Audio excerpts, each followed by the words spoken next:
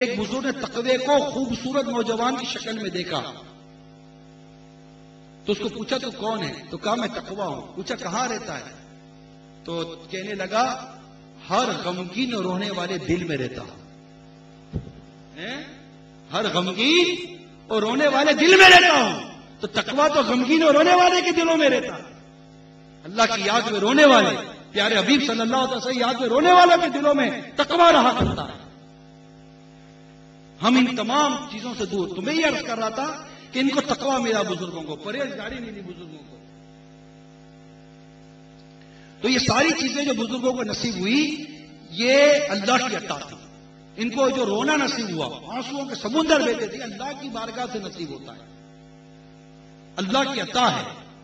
اس کے پیارے حبیب صلی اللہ تعالی وسلم کی توجہ ہوتی ہے کہ آپ کا غلام آپ کی یاد میں روتا ہے، تو یہ ڈرتے تھے اس بات سے کہ کہیں یہ ساری نعمتیں اور یہ عطائیں تو چھین نہ لی جائیں، اور ہم تھے قساوت قلبی کا شکار۔ ہم اس بات ہی پر نہ لائیں کہ ہمیں رونا نہیں آتا، رونا آتا ہے، ہر ایک کو رونا آتا ہے۔ یاد کر لے کب کب کس کس کام پہ رویا تھا۔ کاروبار نہیں تھا تو رویا، یہ مصیبت آئی تو رویا، یہ پریشانی ہے تو رویا، اس نے کچھ کہہ دیا تو رویا، دل ٹوٹ گیا تو رویا، یہ ہو گیا تو رویا۔ رونے کا سلسلہ ہمارا شروع ہے۔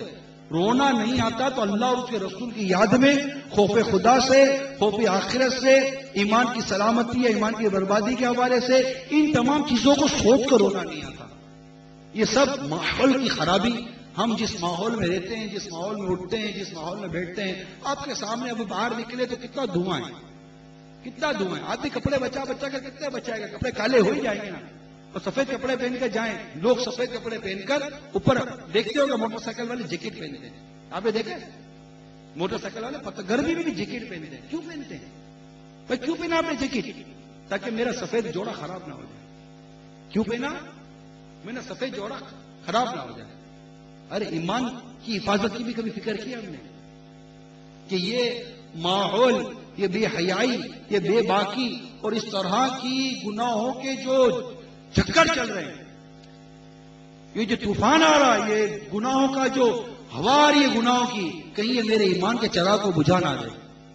تو تقوی، پرہیزگاری اور اچھے ماحول کا فانوس بنایا، اس کو ہم اپنے مطلب سنبھال کے رکھے، اپنے اس کو اس معاملے میں غور و تفکر کیا ہم نے، ایسی صحبت اختیار کی سنجیدہ، رونے والی، تقوی والی۔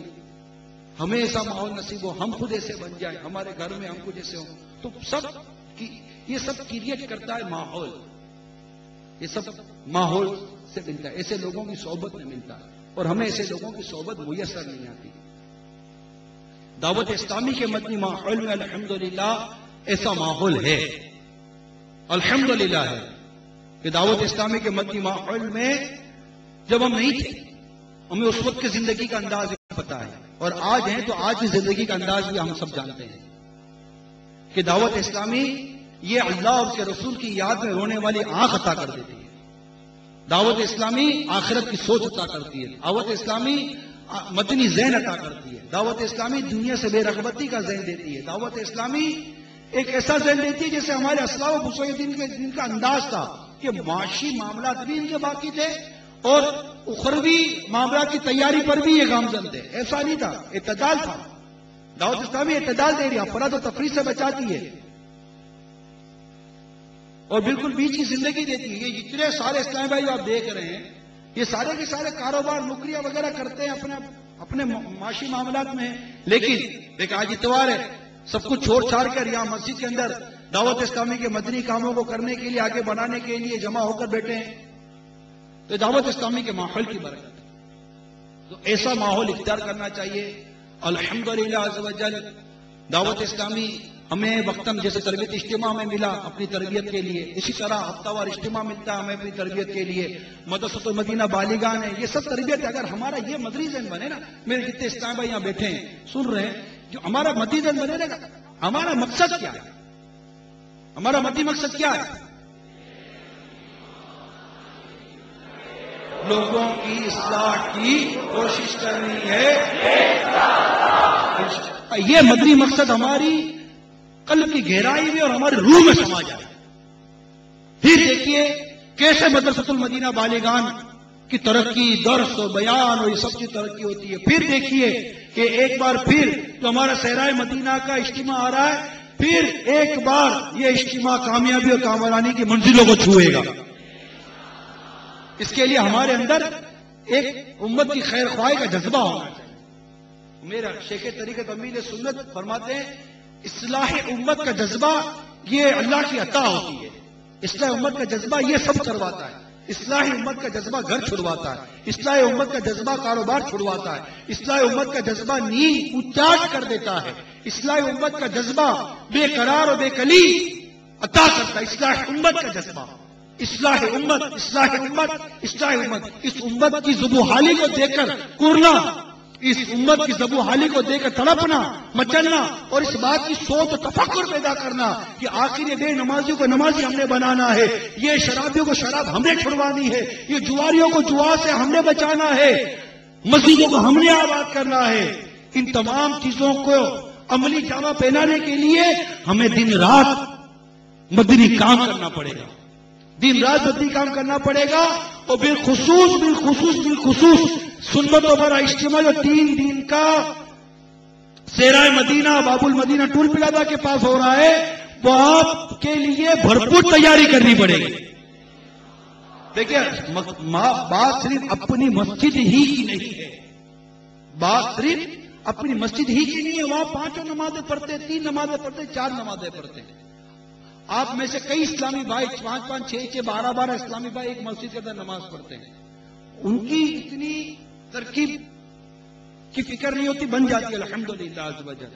میں ان کا سوچتا ہوں جو ہماری دسترس سے دور ہیں، گاؤں میں، دیہاتوں میں، مختلف اطراف کے شہروں میں، اطراف کے علاقوں میں، ان تک پہنچنا، انہیں نیکی کی دعوت دینا، انہیں مدنی مقصد یاد کروانا، پھر انہیں تیار کر کے اجتماع میں لانا، پھر اجتماع میں ان کو پورا اجتماع میں شریک کروانا، پھر وہاں سے بھی ان کو مدنی قافلوں کا مسافر بنانا، یہاں تک کہ وہ دعوت اسلامی کا مبلغ بن کر اس مدنی مقصد کو لے کر آگے بڑھے کہ مجھے اپنی اور ساری دنیا کے لوگوں کی اصلاح کی کوشش کرنی ہے. اس کے لیے قربانی چاہیے، آپ کی قربانی چاہیے، گھروں میں بیٹھے اسلامی بھائیوں کی قربانی چاہیے. آپ تیار ہو جائیں اور مدنی قافلوں کے مسافر بنے. اور صحرائے مدینہ میں جو 3 دن کا اجتماع ہو رہا ہے 20, 21, 22 فروری، 12, 25, 26 سفر المظفر، جمعہ کی نماز سے اتوار ظہر تک، جس میں سنت و بڑے بیانات، ہلکے نماز کا طریقہ جس میں سکھایا جائے گا، اصول و وضو کا بیان ہوتا ہے، سنتیں سکھائی جاتی ہیں، اور پورا اجتماع کا گویا کہ نور نور نور نور نور نور ہوتا ہے. ہر طرح برکت ہی برکت ہوتی ہے. آپ خود غور کر سکتے ہیں، اسلامی بھائی اسلامی بہنیں سوچیں کہ کیسا اجتماع ہوگا، اس کی کیسی برکتیں ہوں گی. ہمارے شیخ طریقت امیر سنت فرماتے ایک وہ پہلے کا بیان فرما رہے ہیں کہ اجتماع میں شریک تھے، غالباً چکری گروہ نے کورنگی کے اجتماع کے بارے میں فرماتے جب وہاں ہمارا بڑا اجتماع ہوتا تھا، بین سالانہ اجتماع، تو وہاں کا فرماتے ہیں کہ آخری نشست کے اندر میں نے دیکھا کہ ہر طرف نور کی چادر تلی ہوئی تھی. یہاں تک کہ جو عبارتیں لکھی تھی دیواروں پر وہ پڑھنے میں نہیں آتی تھی. پورا اجتماع نور نور ہو گیا تھا. یہ آپ نے، میں نے نہیں دیکھا، یہ آنکھ والے نے دیکھا تھا. یہ کس نے دیکھا تھا؟ آنکھ والے نے دیکھا تھا. ہمارے شیخ طریقت نے خود دیکھا. تو اجتماع کی برکت کبھی دیکھو تو کسی کی بیماری دور ہو جاتی ہے، کبھی دیکھو کسی کی پریشانی دور ہو جاتی ہے. کوئی گھٹنے کا درد لے کر آیا، پاؤں کا درد لے کر آیا، ٹھوکر لگی، صحرائے مدینہ میں گر گیا، اٹھا تو پاؤں صحیح ہو جاتا ہے. یہ کیسا علاج ہے؟ یہ کیسا علاج ہے؟ یہ دعوت اسلامی کے اجتماع جیسا شفا خانہ ہے. فالج کا مرض لے کر بوڑھا فیضان مدینہ میں اعتکاف کرتا ہے. فالج کا مرض لے کر بوڑھا فیضان مدینہ میں اعتکاف کرتا ہے. میرے امیر سنت کا جھوٹا کھانا، آپ کے منہ والا کھانا اپنے منہ میں ڈالتا ہے، اس کا ہاتھوں ہاتھ فیضان مدینہ میں دیکھا ہوا حال کہ اس کا فالج دور ہو جاتا ہے. یہ صرف میری بات نہیں ہے، میرا استاد ہے مدنی چینل پر